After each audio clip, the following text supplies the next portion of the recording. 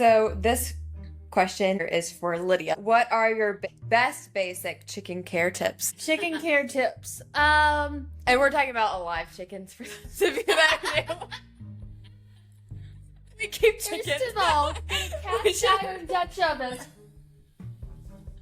Put a little salt, a little bit of pepper. Perfect.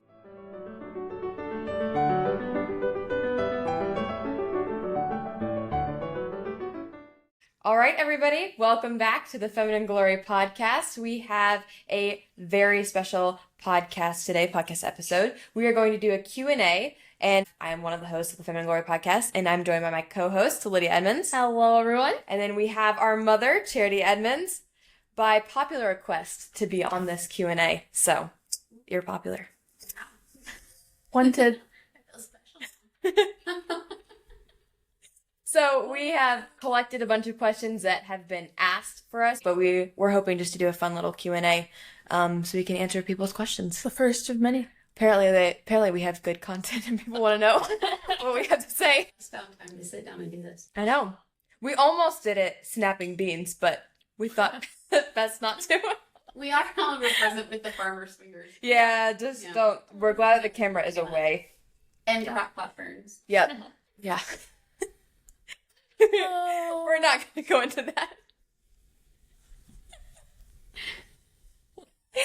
Okay, so first question, we're just going to kick it right off. So this is for Mrs. Edmonds. Ooh. Can you elaborate on what the bread helped your son with? I have a child dealing with some issues, and I am on the hunt to find if it will help him. I already have a grinder and wheat and some experience. Okay, so I'm assuming it's the fresh milled wheat and the Imagine. all that. So, without divulging too much information, just for my son's sake, because it's his story, not mine. There was, when he was born with a lot of breathing issues that led to severe chronic asthma and other things. And then, and I'm not talking about just like a case of asthma. I'm talking about, by the time he was 2 years old, we had like 28 doctor's visits, multiple long stints at Children's Healthcare. He was regularly seeing a pediatric pulmonologist bi-monthly, or twice a month, not bi-monthly. And so it was extensive. There were many extensive medicines, and all of that kick-started a massive autoimmune problem that he still struggles with. Mm-hmm. Anyway, there were lots of things happening in his body, but the biggest factor as far as health and his eating was the autoimmune problems that kicked off. So, we were told celiac, all of the things, and all of the tests were done. And basically it was, you need to eat gluten-free labeled this and that and follow this diet. And then, I just took a massive deep dive, and it led us to by God's grace, it led us to the whole grains. Mm-hmm. And so, it helped with that. So I would never tell someone, if you've been labeled celiac by a doctor, you should just mill your wheat and eat it because you can be fine. I think it just has to be something that everybody tests for themselves. Mm-hmm. Yeah. And in our case, I'm so grateful to the Lord that he can have that. And so basically, across the board, he can have things that we take like purely God-made food Mm-hmm. and use them in their most basic form possible. So the milled wheat is that. So we use the best we can of hard red wheat, hard white, soft white, Ezekiel bread type, all of that. And we use those as our main grains and then cook everything with that. And we've seen massive benefits for him and for our family, because even when we come off of it now, it's we all notice a big difference. Yep. And so we basically just try to eat as clean as possible without going crazy. Mm-hmm. I'm one of those that can easily go like way down the crazy train. I mean, way down. And so I have to reel myself back in. But I think we found a healthy balance of like doing the best you can, But then if you go somewhere and somebody serves you up something, I just think it would be incredibly rude not to have it. Right. And so, Yeah. and trust God for the results. I mean, he doesn't do that. But we also don't call ahead and say, now let me make sure you cook like this. Yeah. Or do that. We don't, he doesn't like that. We don't like that. But as the fresh milled wheat, I guess, to make a long story short, it really did. I think it not only gave him something he can eat, it helped heal some of the autoimmune problems. Yeah. Yeah.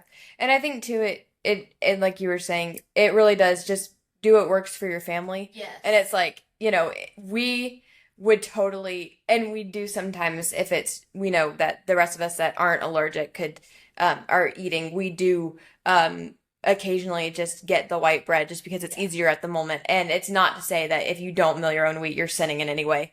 It's just like, just do what works for you. Oh, exactly. Mhm. Yeah, I mean, I would never say that. I think like there's so many different situations, and it would be really bad if we were kicking off the school of you have to cook just like us in order to be godly.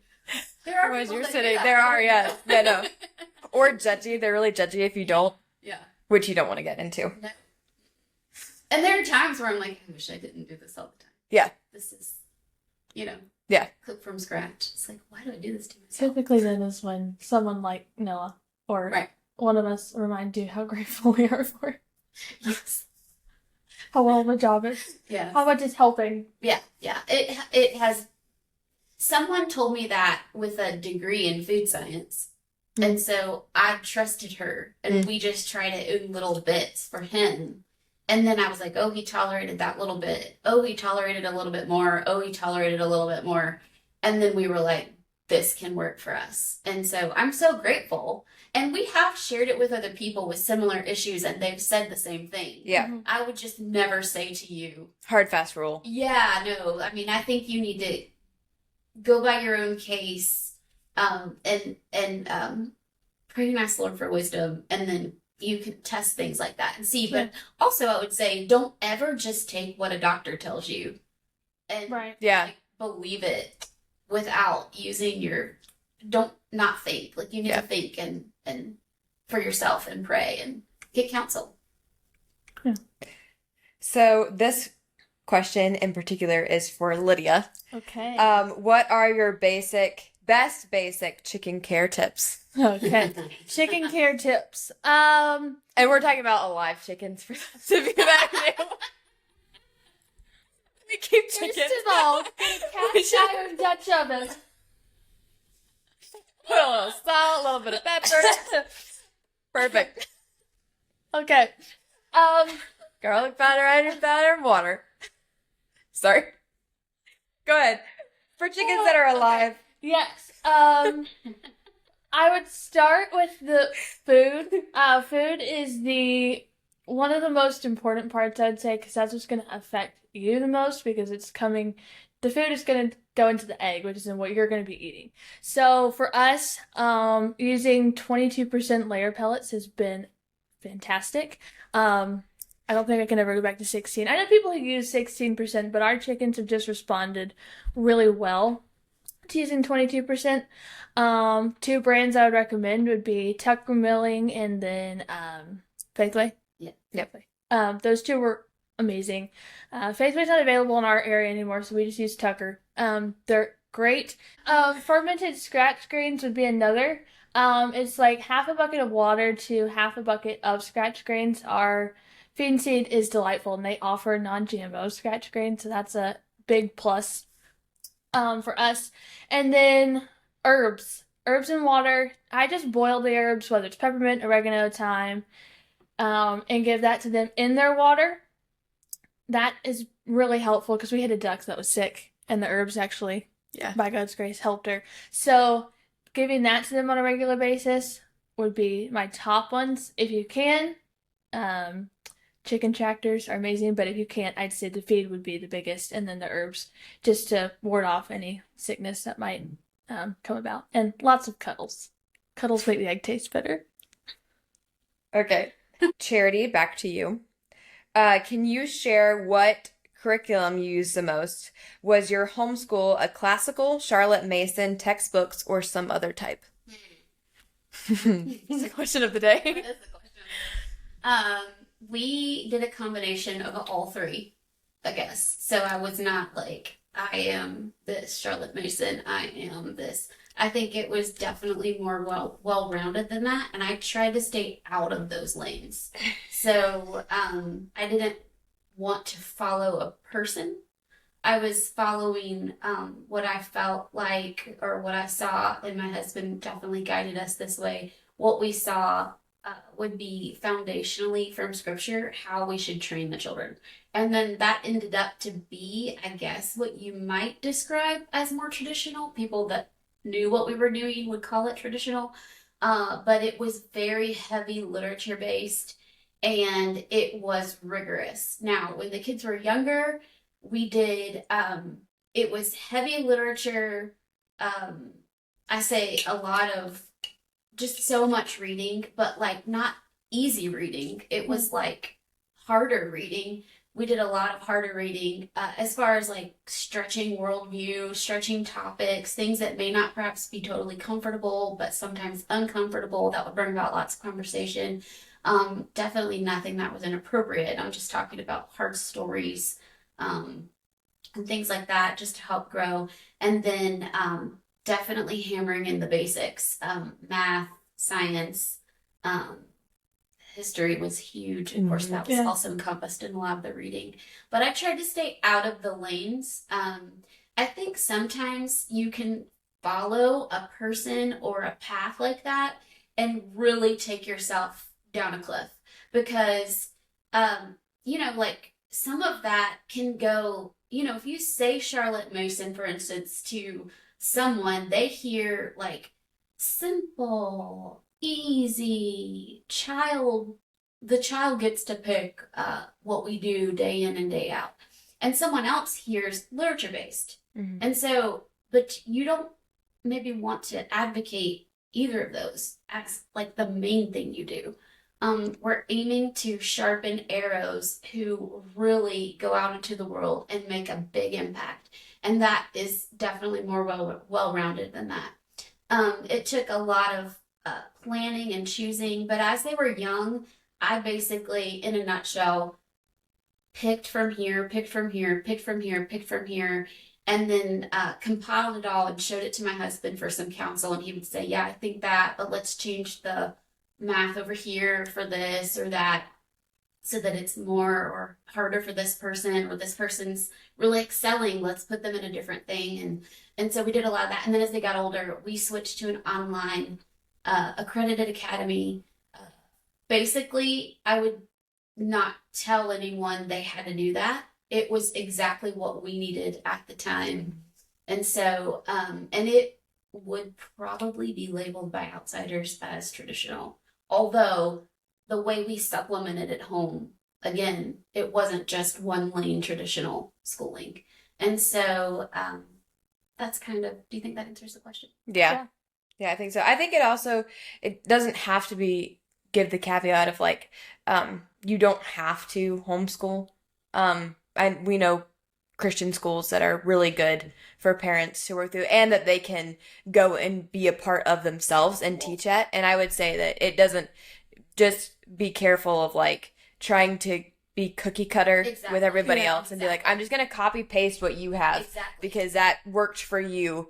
And it's like, you have to assess your family and your situation. Again, with the bread, it's like, just assess what's best for your family. And if you have a good Christian school and you can afford to go to it and it makes sense. And if you even have the ability, praise the Lord, to be a part of that school and teach at that school where your kids are, then thanks be to God and go be a part of that. So I would say too, like, just, assess your family and, and like, judge. Stay away from the unlearning movement.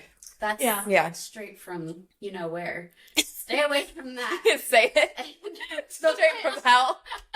Stay away from the unlearning. Christian kids need to be educated, and they need to be educated in such a way that they love it. It's like discipline. You're not just like holding them to the standard. They need to love the standard. Yeah. Kids need to love learning. They really need to love learning. But that doesn't mean they can only love it if they pick it. Because it's easy. That's right. Right. You can definitely, for example, our son with the medical issues, the reason why we started milling wheat he had a very difficult time learning because of all the medical things he was going through, and was labeled by the doctors. And I was told, you need to put him in this and do this. And my husband and I just stopped and looked at the situation, prayed a lot about it, and decided, no, he's going to be someone's dad one day. He's going to be someone's husband, someone's grandfather, someone's employee, employer. We aren't going to stick a label on it and tell him, like, here's how you're going to be the rest of your life. And so we're only going to push you so far based on this label. We were like, we're going to push you really hard, and here's why. And we explained it to him, and we did. And it was not always easy. And he'll tell you to this day, like, there were days of difficulty. But now he loves soaking in so much, and just, it's incredible how God, just through pushing a younger child, I mean, he was being pushed at 5, 6, 7 to get past a lot of the things, obviously with a great graceful hand. It wasn't like, with a whip and a chair or anything. It was very graceful. But he's so grateful that we didn't just slap a label on him with the doctor and then just say, here's who you are, and we won't push you any farther past that. It's a great testimony, I think, of like, if I had done unlearning with him, like, he would have been a great candidate for that. What do you think you feel like doing today? Or whatever. No, you need to broaden their horizons. They need to be sharp arrows, ready to hit the mark. So that's kind of, that's my 2 cents. What it started. Okay, so I would be very curious to hear what your family's thoughts are on music choices and how that was growing up for you ladies, since it was discussed on Amy's interview. You should answer that. Me? Okay. Well, what I think. No, so I particularly love music, just love it dearly. But music has kind of been one of those public things in our family. Growing up, we always shared an iTunes account, and it was just public knowledge, like whatever you were listening to was just out in the open, and anybody could look at it anytime they wanted to. And then, so there was that for one, so that had a lot of accountability there. The other thing was, you and Dad did a really good job of broadening our music taste and really culturing us. So, like, anytime there was dinner, we love music during dinner, and so there was a particular theme for dinner, like Italian, Mexican, Mediterranean, and there was like music to go with the food. And that really helped. First of all, it's just very aesthetically pleasing. The ambiance overall, music really helped that. But then it also really did broaden our tastes. And so I don't think there's any genre that we don't listen to. I don't think so. Well, maybe hard metal. We're not hard metal fans. But I'm not fond of being screamed at while I eat my dinner. But other than that, we're pretty cultured as far as our music goes. And so that was one, so it was helpful to just, keep a broad worldview. But then also there was always like, we were never told like, this music is off limits, you may not. But then if we were singing a song out in the open and it just sounded really weird, like any one of us siblings would do it, and then we'd be like, look up the lyrics to that song, and then that person just knew, like, out in the open, they had to read out the lyrics to everyone, and then we would nitpick it and be like, that's a terrible song. Maybe you shouldn't listen to that. And then the person would either see it or they'd be like, I think it's fine and here's why. And it really did provide great conversations amongst the family of like, what do we think about, what convictions do we have about music? And discussing it as a family, and 6 brains talking about music, 6 Christians, brothers and sisters in Christ. It really did, really help us as we got older in developing our own convictions about music. But then also input equals output. So that would, for me, I think just be a really big reminder. I was listening to a sermon series by Douglas Wilson. I think it was Feminine Modesty was the sermon series. And, that was really where I developed a worldview on, like a theology of music. And, Douglas Wilson was talking about, what you listen to is going to affect, who you are as an individual. And, if you're listening to a song about short skirts and bikinis, then you're thinking about like the guy, talking about the guy singing that song, this, whatever the genre, then that is going to teach you as a female, like, oh, guys like short skirts and bikinis. And so then it's like, why can't I wear a short skirt, a bikini? And it's just like, because that's immodest. And so, just keeping in mind that what you are listening to is going to shape you in some way, form, or fashion. And so I think for me, that's the biggest one of like, just keep in mind, like, is this the type of person you want to be when you're listening to the music? And that's not to say you can't just really enjoy a good country song or, even a rap song as long as it's clean while you're, working out or something like that. But it's just like, just keep in mind, input equals output. Yeah, I think what we basically try to do was, in a nutshell with that, in all forms of entertainment, was we want to introduce you to all of these different things. And classical music was almost always on during school, because it just aided the ambiance and all of that. And I think everybody really enjoyed that. But in the morning when we were getting ready for school, we would play like psalms and spiritual songs a lot. We had kind of a playlist, but just our introduction. We wanted to just say like, here's this type, here's this type, here's this type in steady doses, and then instead of saying like, don't do, try to develop by introducing different things, and then enjoying the things that should be enjoyed as a family, so that it was developing taste. And then later on, because it's like there's lots of ways parents could, this is probably something more back like in the 80s, like the weird homeschool movements of the 80s, where it was like you can only listen to this type of music with no drum beat and whatever they used to say. But then it's like, well, I don't want to introduce my children to bad music, like someone who really can't sing well just because the lyrics are a certain way. What about, wonderful composers? They need to be introduced to that, and they need to be introduced to people who really do it well. And I think we need more Christians who really do it well, who are, kind of like opening doors so that there's really, really, really great music to listen to. But that doesn't mean it has to be labeled Christian music, right, in order for it to be enjoyed. Like Bach, unbelievable. And there's great stories there. I think there's other people, you might enjoy someone like Andrea Bocelli. I'm sure he's not on our team, but he is fantastic. His voice is fantastic.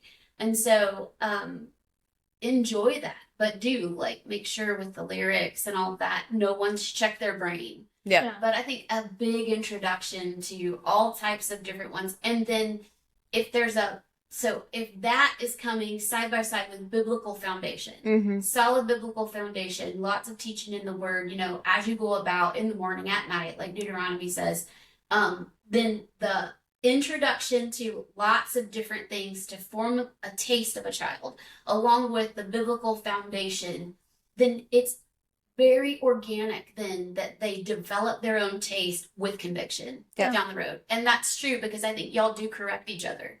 If someone plays a song in the house and someone else is like, wait, did you know what that was? We do stop it. I think y'all do it to each other. I don't have to say anything.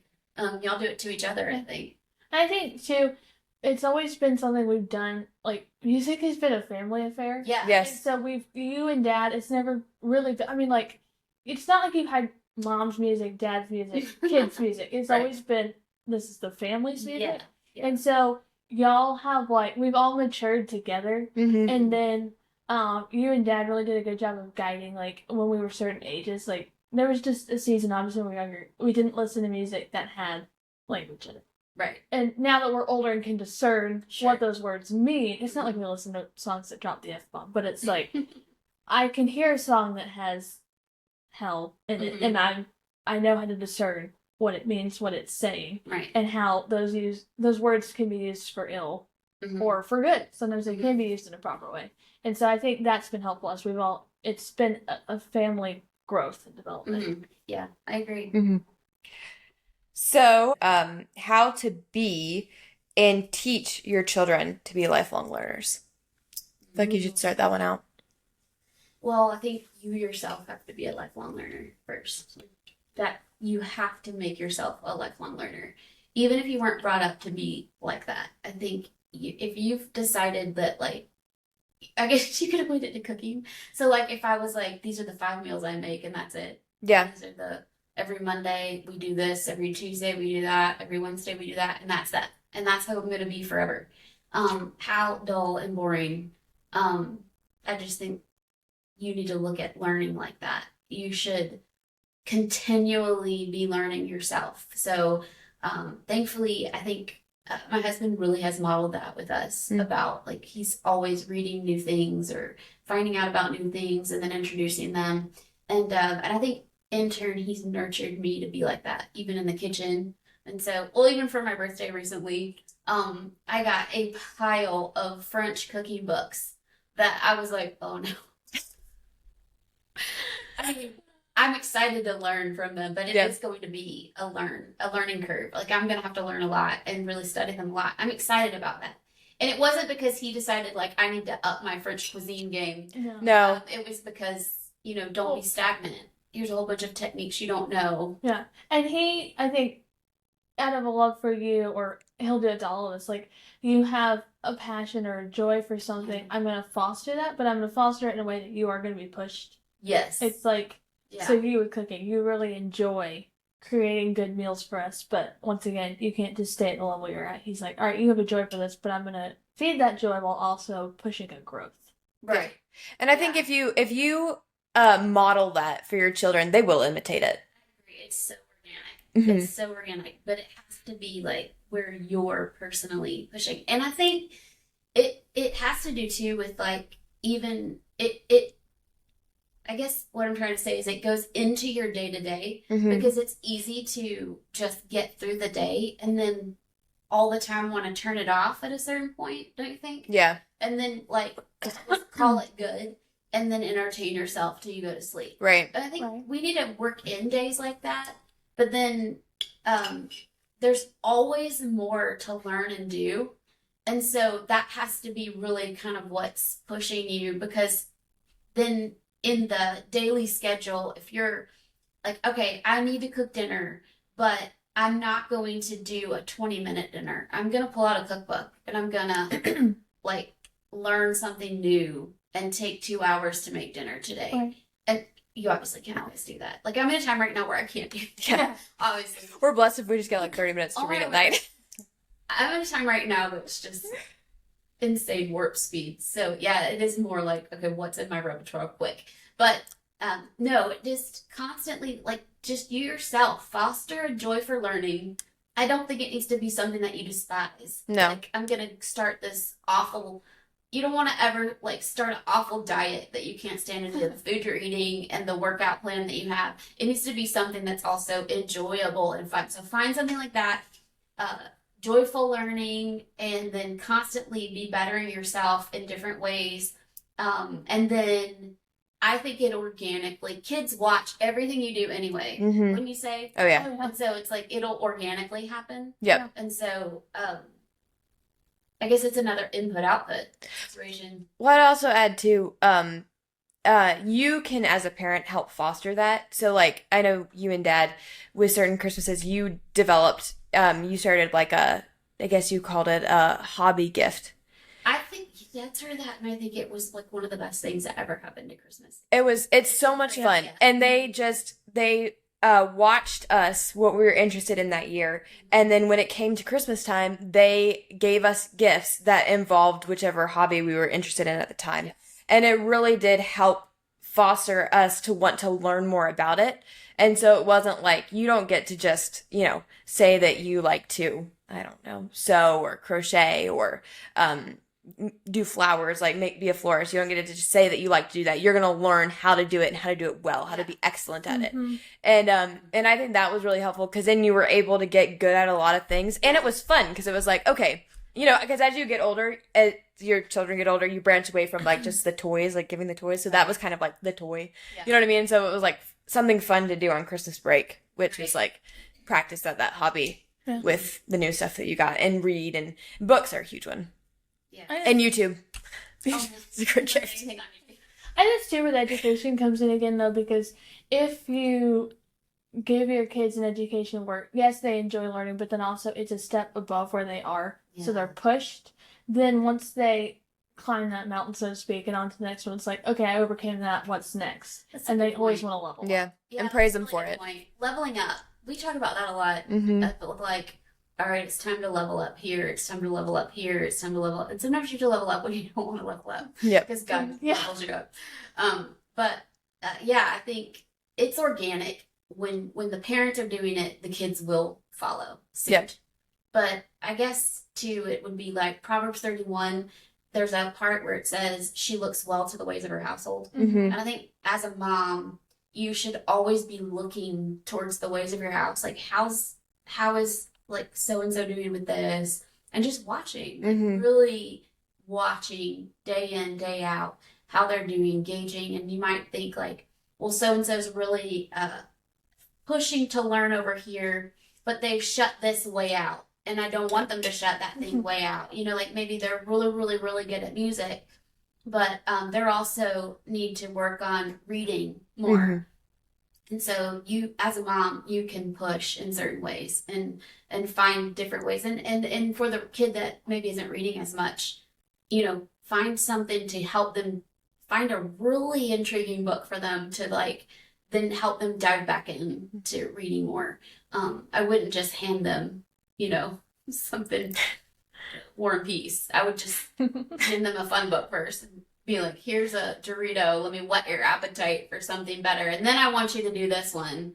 And then, you know, and make it fun. And you have to look well to the ways of your household too, don't you think? In order Yeah. for them to keep being a lifelong learner.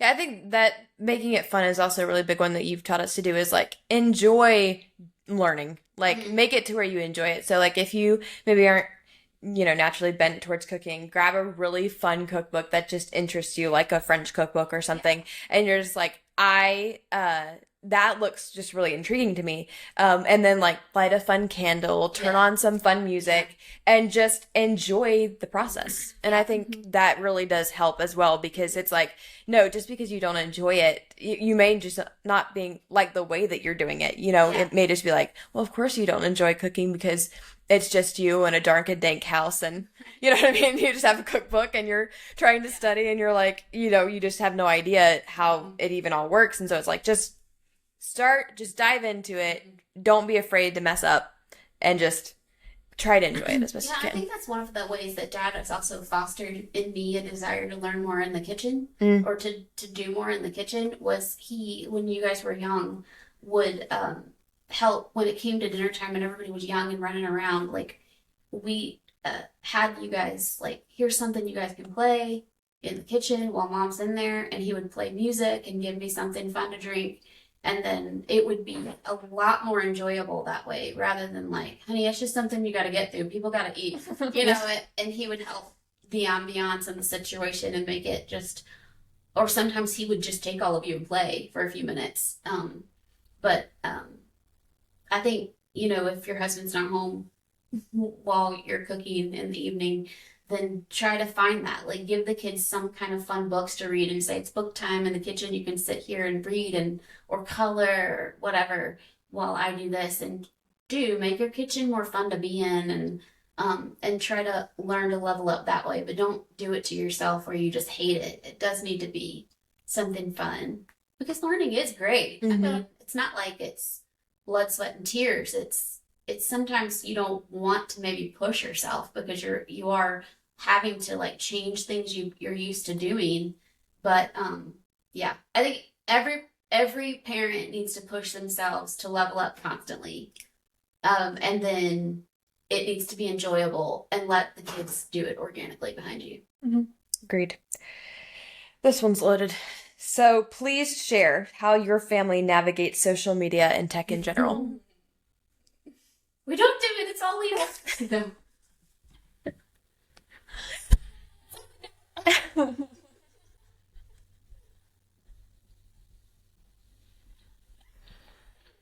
Walk away, leave it for the devil to take. No, we well, Yeah, I mean, so first of all, we're of the type that just doesn't really like like tech in general. I mean, we enjoy it. We think it's a wonderful tool, but it's not necessarily like one of those things where we're like, I can't wait till I have a social media account so I can just be on it and chat with my buddies. It's like we didn't really have buddies even to chat with, so it was like it didn't really matter. But it wasn't like I don't know. I mean, we were just enjoying life at home, so we were definitely much older before we actually ever started a social media account. And then still it's like it's very public. Like if we're on it, we're around people, we're around each other, and that in itself is accountability because it's like, hey, you've been over there in that chair for quite a minute. I would love to see what you're looking at. Yeah. And so it's like, it does provide accountability. And then also we started getting on social media only when we started businesses that we realized it would be helpful to use social media as a tool to promote our businesses. And that I think is a big one is like, just ask yourself, motivation is key. Like, why are you doing this? And we've, helped each other a lot of like, hey, why do you want to post that? You know what I mean? Like, that's like, look at that and think about why do you feel the need to share that? And oftentimes if you look at it, it really is just like, well, I thought it looked cute. So, Right. I was going to post a picture and it's like, that's dumb. So, move on. But I think just being honest with yourself of why do you want to post things.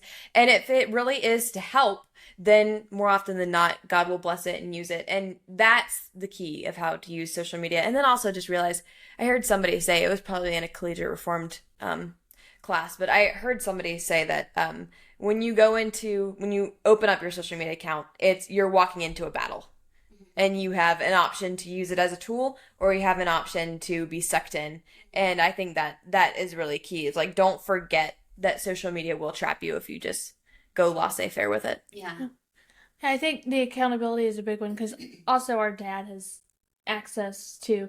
We know he can pick up our phone at any time. We have our phones out. It's on the counter charging or on the table sitting there, and he knows our passcodes. He can get in whenever he wants to.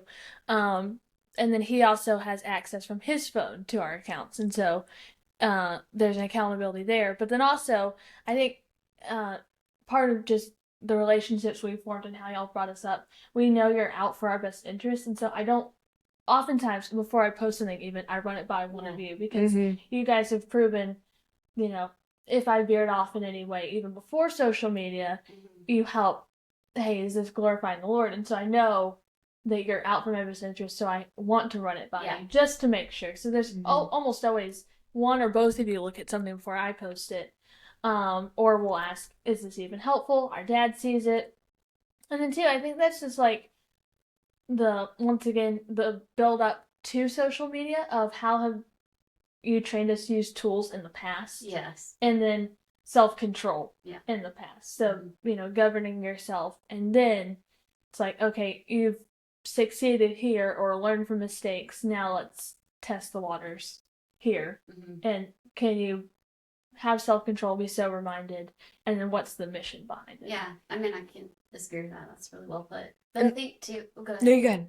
I think too. It's we've always had there have been iPads. Everyone's had their own really nice iPad for school purposes since you were very young. And so that was a good training tool. And those were just always kept in a centralized location. It was never like these go into the bedrooms. They don't go into the bedrooms until a certain age. And so we had that training. And so, but they were also all linked to me. And so I clearly could see whatever I wanted whenever I wanted. But then the introduction of social media happened only with the girls. I mean, our oldest son could clearly get on there if he wanted to. He still has flip phones. He's no desire. He's like completely old soul. And he barely looks at his phone. So, with the girls, social media for business was introduced, and like they said, my husband, can look at those accounts whenever he wants at any point, from his own device.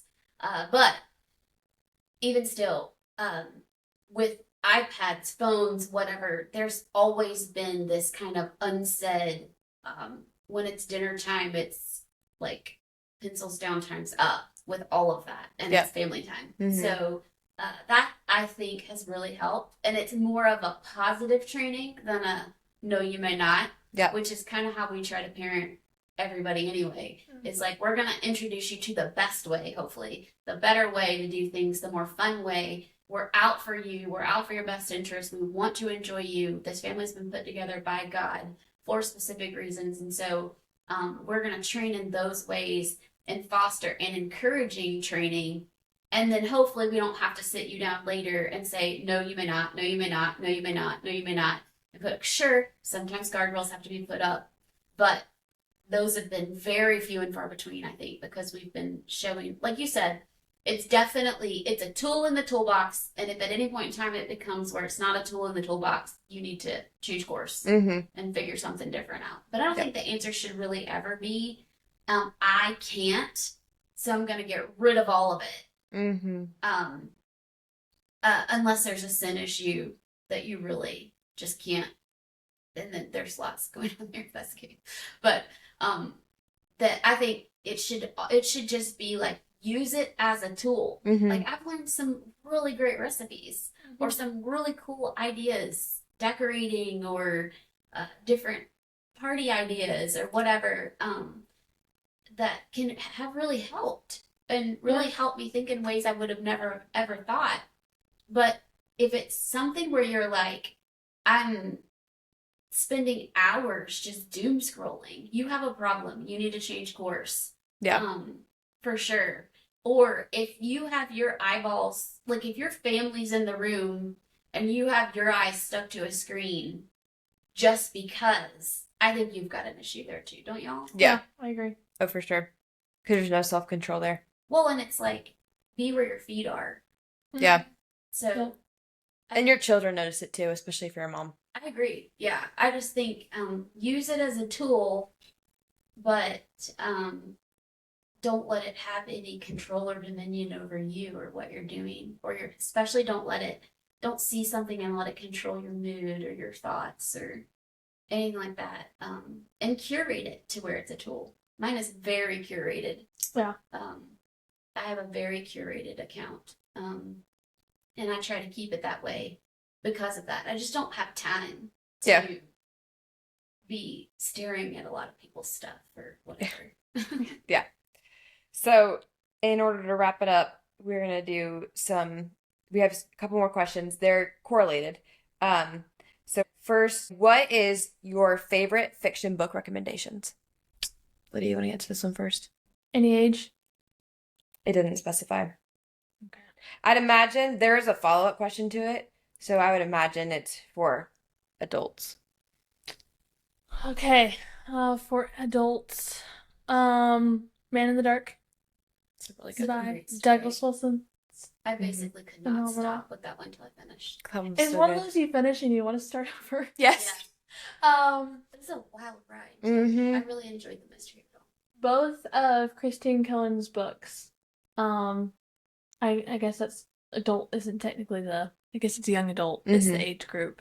But same. I could not stop flipping. Yeah. Yeah. Both of them, Sinking City and The Winter King, phenomenal books. Lewis, Narnia is for people of all ages, not just children. So read Lewis often. Heard it here. What was that Lewis quote though? It's like, one day you'll be old enough to read fairy tales again. Yeah. I've heard Tolkien. I haven't delved into a lot of Tolkien myself, but I have heard from very reliable sources that Tolkien is a good one. He's got some great short stories. I need to. Leaf by Nagel. Oh my goodness. Yeah, he's got some great short stories. I should probably look into him. Chesterton. Oh, Chesterton. Father Brown and all that. Wodehouse. You gotta do it. Just, if you've not. Wodehouse is just Esther has great. a special affinity for Wodehouse. I do. Love Among the Chickens. Love Among the Chickens was good. I really loved Right Ho Jeeves as well. But yeah, I'd say Wodehouse. He's very witty. Very witty. Yeah. So, and he's a very fast read.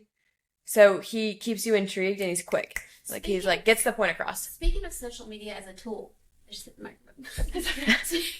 speaking of social media as a tool, I think that's a good place to learn about new fiction. Don't y'all? Yeah, it really is. Follow people that, especially people that are selling like thrifted books and stuff. Yeah. We've learned about a lot of good fiction from that. I actually, too, this is another recommendation. There's an interview that's to be released that we talk about Jane Austen law. So Jane Austen's another one. But, and it's not just for women. No. Yeah, it's not. It's for men and women. But we talk about All Creatures Great and Small. That's a good and one. This is I read the first book, positively loved it. Elijah read the rest of the series, I think, and he told me some stories here and there. So I'm excited to read that one as well. Yes. So that's a good idea. That's a good series. Yeah.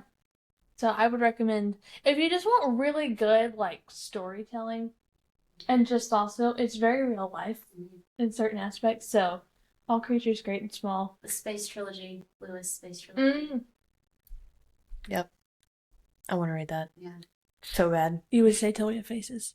Yeah, Till We Have Faces was really good. It was convicting and filled me with longing. So I'll leave you with. Go read it for yourself. I'm trying to think of any other fiction.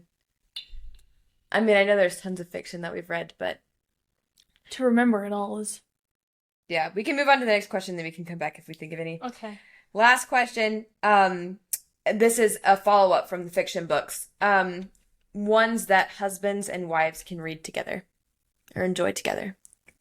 We'll let the wife and the romance in that. Yeah. I think so. When Kevin and I read together, it's more of like learning books. So, we are like right now we're reading through a book together that I won't name. Oh, come on. It's theologically very helpful though. We will have a hard copy and then we'll often listen to it together, or he'll read a chapter and then I might read a chapter. We do that a lot, but it's when we read together, it's more books like that where he wants me to learn something he's learned, or we're gonna read it for the first time together and talk about it. He's really brought me along, come to think of it, theologically that way. He's read a good book and then given it to me and said, "Hey, you should read this. Let's talk about it." Or we might read for the first time together, or things like that. Like he just recently sent me, I don't know, he's on a church men's chat or something, and he just recently sent me like 4 of these books. It's like rapid fire books to order that we could do that. And they all looked really good. So we more do like books like that where it's he wants me to think through something with him, alongside him, or he's already thought through it and wants to bring me along too, or things like that. And then when we read, if we were to read fiction, we'd probably read it separately. And then maybe say, "Hey, this one's great." Because we passed around the Christine Cohen books. Gwen Newell's book. So good. Lewis. Which, I know Dad said that Ride, Sally, Ride was a very good one. Yeah. Just don't let the topic steer you off course. I think it's really good book. Like, it's not like, you shouldn't look at it and be like, "Oh, I wouldn't be interested in that." Yeah. It's an interesting book, for sure. But we more do that. Like, don't you think? Yeah. So one of us will read a really good book, and then like Nate Wilson's book, everybody's passing around right now. Death by Living? Death by Living. Or Notes from a Tilted World. Right. Those are really good. There. I would also say that our pastor recommended Persuasions. Oh, right. That was a really great fiction one on Yeah. It was a fiction, which is really interesting how he wrote it. It was fiction. It was a fiction book of different fictitious stories on how to share the gospel with different people.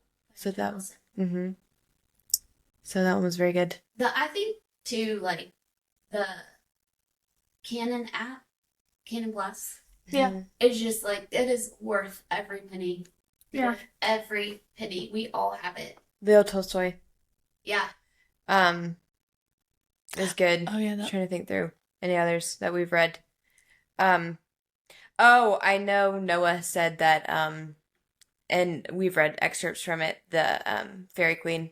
It was a great series. Boys, he just finished Boys in the Boat. And that's not a fiction. It's a real life Yeah. thing, but he Another said good that one. was like he's passing that out. It's like it's such a good book. Mm-hmm. I think too, like, beyond just fiction, read widely. Like, oftentimes I think people forget about history or just some of the classics. Like, our brother wants to read like Iliad, Odyssey, and so part of our education gave us excerpts from a lot of the just older classics, and I think just also not forgetting about those and good biographies. Can I insert here while you're talking about that deep classical fiction that has special meaning to me? William Shakespeare. I had to do it. Just I'm like, he's very good. So I'd say Shakespeare. Also not just for women. Yeah. As commonly Read all thought. the time. Yep. And read the Bible. First. Oh, that's Yeah. read the Bible. We give you the death stare. Read the Bible, or else. I Mm-hmm. know you just finished with the Rigby books, and you were like, everyone needs to read these. Oh yeah, and then I'm super excited because I started Hidden Art of Homemaking, which you read, Yeah. and if you can, I highly suggest doing either Strangely Bright or Things of Earth, particularly Things of Earth, and then Hidden Art of Homemaking back to back. It's a really neat. Maybe that could be a podcast episode in of itself. We've mentioned that enough times. Yeah, it probably should because the dynamic there between those two books is phenomenal. So, those two books back to back, great. All right. With that, we'll close. Tune in next time for the next episode of the Feminine Glory podcast. Until then, be the Feminine Glory. Bye, guys. Bye!